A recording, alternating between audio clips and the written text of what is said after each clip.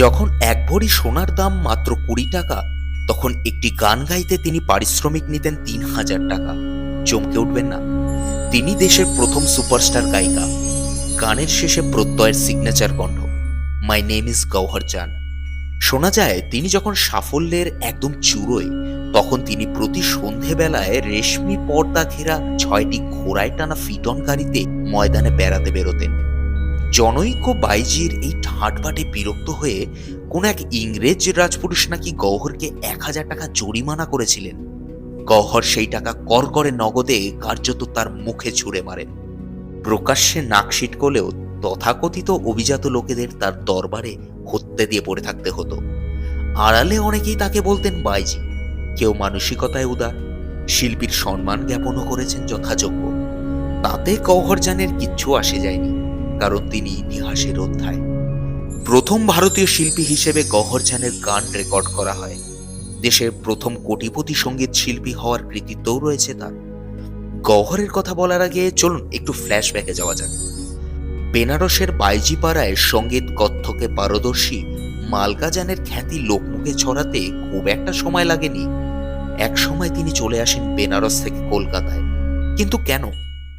ইংরেজ সৈনিক হার্ডি হেমিংস বিবাহ করেছিলেন রুক্মিণী নামে এক ভারতীয়কে, তাদের কন্যা অ্যাডলিন ভিক্টোরিয়া হেমিংস। ওই অ্যাডলিন বিবাহ করলেন রবার্ট উইলিয়াম ইওয়ার্ডকে। তবে একসময়ের নাচ গানে দক্ষ ভিক্টোরিয়ার সঙ্গে স্বামী রবার্টের বিবাহ বিচ্ছেদ ঘটে। ওদিকে কন্যা সন্তানটিকে একা তার পক্ষে মানুষ করা বেশ কঠিন হয়ে যাচ্ছিল। সেই সময় খুরশিদের সঙ্গে আলাপ। নিজের ধর্ম পরিবর্তন করে নেন ভিক্টোরিয়া, নিজের নাম রাখেন মালকা জান এবং মেয়ের নামকরণ করলেন গওহর। কলকাতায় নাচ গানে গওহরের হাতে খড়ি। ক্লাসিক্যাল হিন্দুস্তানি থেকে ভোকাল মিউজিক, কত্থকেও তালিম নিলেন। ধ্রুপদী নৃত্য, বাংলার কীর্তনের সঙ্গে শিখেছিলেন রবীন্দ্রসঙ্গীত। হামদাম ছদ্মনামে লিখতেন গজলও। 1887 সালে দারভাঙ্গা রাজ্যের দরবারে প্রথমবার আত্মপ্রকাশ। বেনারসেও দীর্ঘদিন প্রশিক্ষণ নেন তিনি। 1910 সালে প্রথমবার গেলেন মাদ্রাজ। ধীরে ধীরে সেই সময়ের সবচেয়ে দামি শিল্পীতে পরিণত হলেন। যখন বাজারে এক ভরি সোনার দাম ছিল 20 টাকা, তখন একটি গান গাইতে তিনি পারিশ্রমিক নিতেন 3000 টাকা। শুধু অভিজাত শ্রেণী রাজা মহারাজারাই গওহরের গান শুনবেন, এটা কেমন করে হয়? তার গান সবার মাঝে ছড়িয়ে দেওয়ার চেষ্টা শুরু হলো। 1902 সালে 78 RPM এ প্রথম গওহরের গান রেকর্ড করা হয়, যা বাজারে ছাড়ে গ্রামোফোন কোম্পানি অফ ইন্ডিয়া।